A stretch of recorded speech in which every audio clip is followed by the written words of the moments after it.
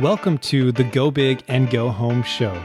My name's Dustin Hill, and I'm here to help you discover and stick to your dreams while deepening the connections with those you love. Hey y'all, welcome back to the Go Big and Go Home show. I'm your host, Dustin Hill, and I'm really excited to continue this 3-part series for, introducing the podcast. So what is it all about? And last time we talked about the importance of choosing a dream and of having a dream, why that's so important and something to look forward to. And I shared experience that I've had, on campus and seeing something, hey, I want to really be a part of something bigger in this world and be able to make a difference. And so, the next thing I want to talk about today is stick with it, and how do you actually stick with something, and why is that an important concept for this show and what we'll be talking about, and so over the last 10 years, I've had many different business ideas and other projects that I've started and stopped and all that type of stuff. And, I want to dive into one of those. And so this was back in my college days as well. And so I was just finishing up my junior year, and there was this, business plan competition, and it was kind of related to like nonprofits. And I remember thinking, oh, it'd be fun to, to enter this contest. And so I went ahead and created this business plan, and I actually went ahead and created a business called Donations Your Way. And so the idea was, what I wanted to do was allow people to choose where they could donate, and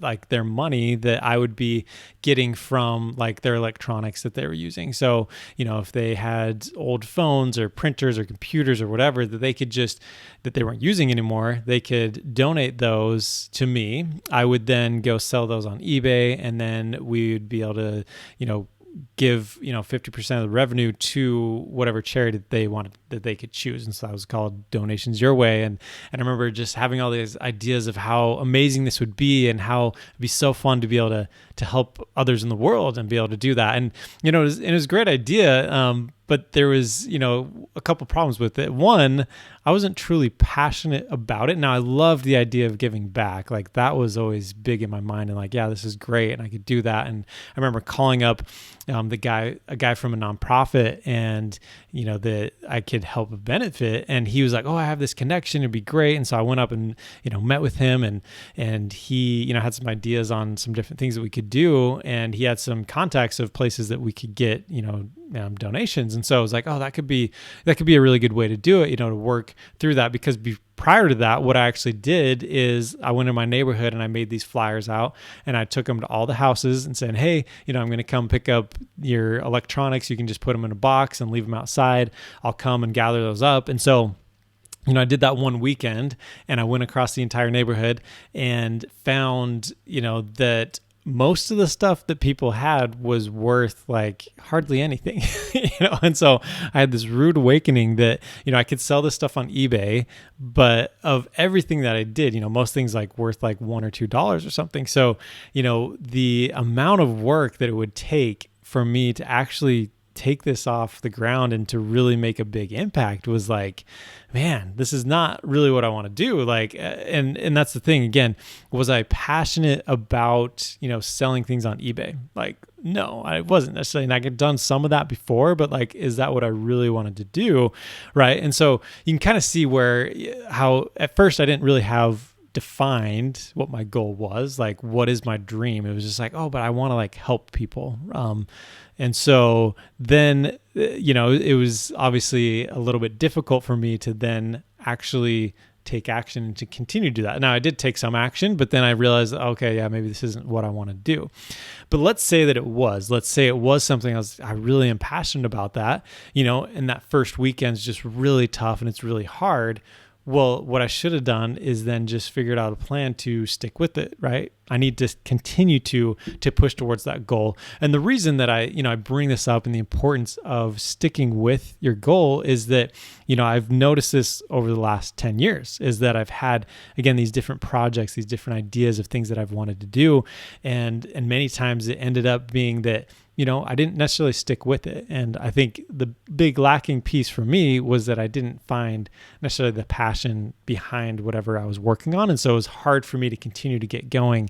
So that's why it really is important to find out, well, what am I truly passionate about? And part of it is, experimenting as well. So feel free to, do that as well as you're figuring out your goal and your dreams. But what I would say is once you really do find that thing, then you really do need to stick with it. And another experience I do want to share with you related to this as well is, as I really found, that I love, to help inspire people, and I think especially parents is really who I want to help. I'm a dad of 4 kids, and so I know how difficult it can be to be a parent at times, and that sometimes you feel like that you don't get to pursue the things that you want to do. And so I'm really excited to be able to help parents in that way. And, anybody that's in that same type of situation where they don't feel like they're able to find those things that they're doing. But I remember, driving in the car, and I was, we were driving up to see my parents, and